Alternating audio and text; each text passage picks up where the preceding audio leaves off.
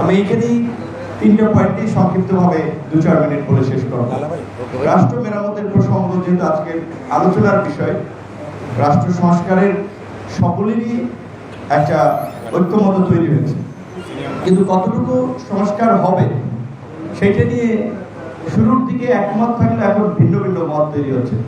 প্রধান একটি রাজনৈতিক দল বিএনপির মহাসচিব থেকে শুরু করে শীর্ষ নেতৃবৃন্দ শুরু থেকে দেখবেন তারা বলছে যে একটা যৌক্তিক সময় মধ্যে সরকারকে সংস্কার করতে হবে। তার মানে তারাও কিন্তু সরকারকে টাইম বেঁধে দেয় নাই, আমরাও বেঁধে দেই নাই যে না সরকার কাজ করুক, সরকার স্থিতিশীল হোক।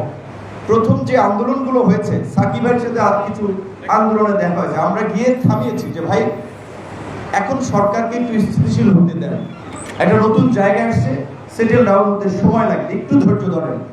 আমরা কিন্তু সরকারের পক্ষে অ্যাডভোকেসি বা ওকালতি যেটা বলে সেই ওকালতি করেছি, কারণ ওই বিএনপির ভারপ্রাপ্ত চেয়ারম্যান জনাব তারেক রহমান যেটি বলছিলেন যে এই সরকার আমাদের সরকার, এই সরকারের ব্যর্থতা মানে আমাদের ব্যর্থতা, সুতরাং এই সরকারকে ব্যর্থ হতে দেয়া যাবে না।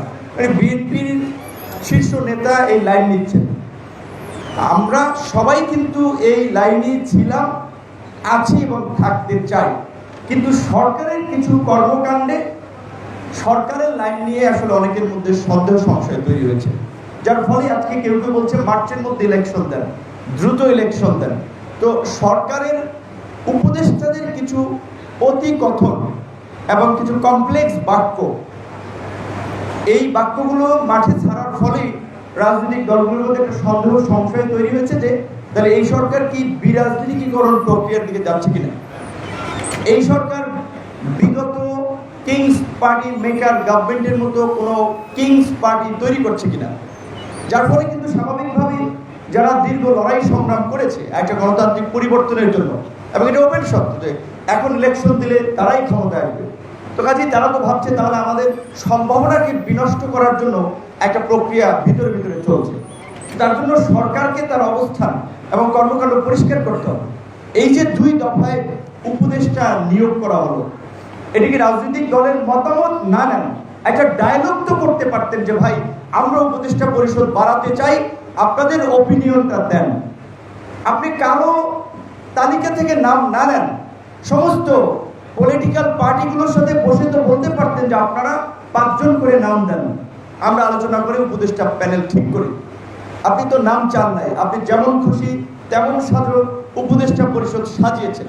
তারপর আমরা যেটা দেখতে পাচ্ছি যে যারা গণহত্যার আসামি, এমনকি যারা বিগত সরকারের নিয়মিত সুবিধাভোগী ছিল, তারা গভর্নমেন্টের আমলাতন্ত্র চালাচ্ছে, তারা উপদেষ্টা পরিষদে আছে, যার ফলে একটা মিশ্র প্রতিক্রিয়া ব্যাপক ধরনের তৈরি হয়েছে। এবং ছাত্রদের লাইন দেখেন, যেই ছাত্ররা উপদেষ্টা পরিষদে আছে, আবার ওই ছাত্রদের একটা অংশ উপদেষ্টা নিয়োগকে কেন্দ্র করে ব্যাপক প্রতিক্রিয়া দেখিয়েছে। তাহলে কি ছাত্ররা জানে না নাকি জেনে বিরোধিতা করছে? এক কমপ্লেক্স সিচুয়েশন তৈরি হচ্ছে, তার রাজনৈতিক দলগুলোর মধ্যে তো আরো জটিল পরিস্থিতি তৈরি হবে। তারপরেও যেটা আমি মনে করি যে আমাদের জাহাঙ্গীরনগর বিশ্ববিদ্যালয়ের সম্মানিত শিক্ষক যেই কথা বলেছেন, সেই জায়গা থেকে আমাদের একটু ভাবতে হয় যে সরকারের সমালোচনা আমরা করতে পারি, অনেক কাজ সরকারকে যদি আমরা এই টেবিলে যারা আছি যদি বলি যেটা হবে না, সরকারের দুঃসাহস নাই সেটা করার, আমাদের সেই সক্ষমতা আছে, আমাদের কথা শুনতে সরকার বাধ্য। কারণ সরকার জানে যে আমাদের আন্দোলন সংগ্রামের ফলে তারা ওখানে বসে আছে, সুতরাং আমাদের সেন্টিমেন্টের বাইরে গিয়ে 1 ইঞ্চিও তারা পথ চলতে পারবে না যদি আমরা ইউনাইটেড থাকি। এখন প্রশ্ন হচ্ছে আমরা আমাদের জায়গায় ইউনাইটেড আছি কিনা। ওই যে কেউ সংখ্যানুপাতিক নির্বাচনের কথা আমরা বলছি, আবার মেজর পলিটিক্যাল পার্টির মধ্যে কেউ কেউ বলছে না সেটা হবে না। আমরা কেউ বলছি যে 2 বছরের জন্য সরকার এই রিফর্ম করে একটা ইলেকশন দেবে, কেউ বলছে না 6 মাসের মধ্যে। তাহলে আমাদের এই যে 5ই অগস্টের পূর্বে যে একটা ইউনিটি তৈরি হয়েছিল, সেটা এখন ডিভিশন হচ্ছে। এইখানে ইউনিটি দরকার, এবং এটা সত্য যে এই সরকার যদি কার্যকর সংস্কার না করতে পারে, নেক্সট পলিটিক্যাল গভর্নমেন্ট পারবে না, বাস্তবতায় সেটা পারবে না, ব্যাখ্যা দিতে গেলাম না। তো কাজেই এই সরকারকে রেখে আমরা এই রাষ্ট্রটাকে কতটুকু সংস্কারের জায়গায় নিতে পারি। ধরেন এখানে বিএনপির মতো একটা বড় দল আওয়ামী লীগের গণহত্যার বিচারের দায় কেন বিএনপি নিতে যাবে? নিশ্চয়ই উচিত যে এই সরকারকে রেখেই বিচারটা নিষ্পত্তি করা। গণঅভ্যুত্থান পরবর্তী এই সরকার ঝুলাক ফাঁসিতে, তারা তো নিরীহ মানুষকে ফাঁসিতে ঝুলিয়েছে, আর তাদেরকে ফাঁসিতে ঝোলানো উচিত। তারা অনেক নিরীহ মানুষকে হত্যা করেছে এই জন্য। কিন্তু দুঃখজনক আজকে 3 মাস 4 মাস যায় নাই, এখনই কেউ কেউ নিজের সিকিউরিটির জন্য আওয়ামী লীগকে পলিটিক্যাল ফিল্ডে চাচ্ছে যে আওয়ামী লীগ যদি থাকে অন্য নিউ কোনো পার্টি বা নিউ কোনো শক্তির উত্থান হবে না। তাহলে এইখানে যদি আমরা এখনই বিভক্ত হয়ে যাই, একটা গণহত্যাকারী রাজনৈতিক দলের স্পেস দেওয়ার জন্য যদি এখনই আমরা ওপেন বক্তব্য দিই, আপনারা কিন্তু জনগণের সেন্টিমেন্টের বাইরে চলে যাবেন। আপনারা বুঝতে পারছেন না, 15 বছর রাজনৈতিক শক্তিগুলো পারে নাই পতন ঘটাইতে। কোথা থেকে কি হয়েছে সেটা ভিন্ন বিষয়, কিন্তু শেষ পর্যন্ত আম জনতাই কিন্তু লড়াইটা করেছে। সেই আম জনতার সামনে তরতাজা রক্ত এবং হত্যাযজ্ঞের চিত্র ভিজিবল। সুতরাং আপনারা যদি আওয়ামী লীগের পক্ষে কেউ কোনো অবস্থান নেন, তাদের পরিণতি ঠিক আওয়ামী লীগের মতো হবে।